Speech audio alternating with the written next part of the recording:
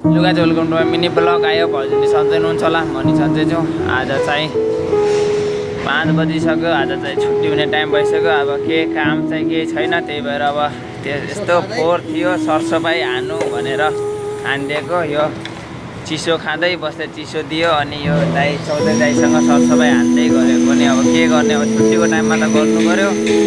म तिनले चाहिँ झाडुले उठाउने काम हो, मैले चाहिँ यो मेसिनले चाहिँ सरसफाइ हान्दैछु। यो मेसिन अब मेसिनले चाहिँ हान्नुपर्छ। रुख काट्ने जस्तै छ, स्याम स्टार्ट गर्ने रुख काट्छ नि त्यस्तै। यो स्टार्ट गर्ने चाहिँ यसको यो हो, रुख काट्ने जस्तो यो तान्ने स्टार्ट हुन्छ। बन्द गर्ने चाहिँ यो हो के, हेर्नु यो बन्द गर्ने चाहिँ यो स्याम त्यस्तै हो।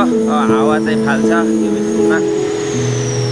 के छ अब सरसफाइ गर्नु भनेर त्यो एउटा हेर्नु, 2टा फोर्कलिफ्ट त्यहाँ छ, एउटामा चाहिँ कलर लगाउँदैछ। त्यहाँ त्यो कलर लगाउँदाखेरि छोडेर आएको छु।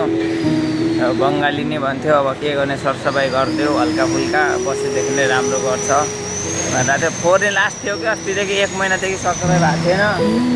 अनि अब बङ्गाली भाइ नै हेर आयो। बङ्गाली यो भाइ भनिदिन्छु यसलाई, अब बस हो हुन त के गर्ने, यो नि आयो। अब